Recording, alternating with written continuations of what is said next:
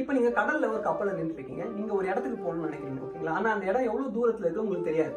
இப்போ நீங்க GPS satellite use பண்றீங்க. அதை தெரிஞ்சுக்க அப்படின்னா, இப்போ இங்க என்ன நடக்கும்னா, நீங்க வந்து போக வேண்டிய இடத்த ஜிபிஎஸ் கிட்ட சொல்லிடுவீங்க, அதாவது சேட்டலைட் கிட்ட சொல்லிடுவீங்க. சேட்டலைட் வந்து அது பூமியில எங்க இருக்குன்னு மார்க் பண்ணிடும். இப்போ சேட்டலைட்டுக்கு ரெண்டு விஷயம் நல்லா தெரியும். அது கிட்ட இருந்து நீங்க எவ்வளவு தூரத்துல இருக்கீங்கன்னு தெரியும். அதே மாதிரி அது கிட்ட இருந்து நீங்க போக வேண்டிய இடம் எவ்வளவு தூரத்துல இருக்குன்னு சேட்டலைட் நல்லா தெரியும். அந்த சிக்னலை வச்சு அது சொல்லிடும். ஆனா அது தெரியாத விஷயம் என்னன்னா, உங்களுக்கும் அந்த இடத்துக்கும் நடுவில் டிஸ்டன்ஸ் எவ்வளவு தெரியாது, ஓகேங்களா? ஸோ இப்போ நீங்க பாத்தீங்கன்னா இந்த இடத்துல 3 புள்ளி இருக்கிறது கவனிக்கலாம். நீங்க இருக்கிற இடம், வானத்துல சேட்டலைட் இருக்கிற இடம், அண்ட் நீங்க போகணும்னு நினைக்கிற இடம். ஸோ இந்த 3 புள்ளியை நீங்க கனெக்ட் பண்ணீங்கன்னா ஒரு ட்ரையாங்கிள் உருவாகிறது கவனிக்கலாமா? ஸோ இப்போ இந்த ட்ரையாங்கிள் அதுக்கு 2 சைடு தெரியும் ஆல்ரெடி, நான் ஏற்கனவே சொன்ன மாதிரி. ஸோ சிம்பிளா பைத்தாகரஸ் ஃபார்முலா யூஸ் பண்ணா நமக்கு அந்த 3வது டிஸ்டன்ஸ் கிடைச்சிடும். ஸோ இப்போ உங்களுக்கு சேட்டலைட்டுக்கும் நடுவில் இருக்கிற டிஸ்டன்ஸ் வந்து 10 கிலோமீட்டர் வச்சுக்கோம். அண்ட் சேட்டலைட்டுக்கும் நீங்க போகணும்னு நினைக்கிற இடத்தோட டிஸ்டன்ஸ் வந்து 20 கிலோமீட்டர் வச்சுக்கோம்.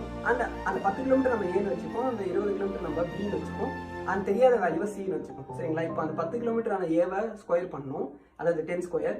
அந்த 20 கிலோமீட்டர் திரும்பி ஸ்கொயர் பண்ணணும், 20 square equal to C square, நமக்கு அது கிடைச்சிடும். ஸோ 10 ஸ்கொயர் 100, 20 ஸ்கொயர் 400, ரெண்டுத்தையும் ஆட் பண்ண 500. 500 ரூட் அடிச்சிங்கன்னா உங்களுக்கு 22.36 கிலோமீட்டர் கிடைக்கும், ஓகேங்களா? ஸோ இதுதான் உங்களுக்கும் நீங்க போக வேண்டிய இடத்துக்கும் நடுவில் இருக்க டிஸ்டன்ஸ்.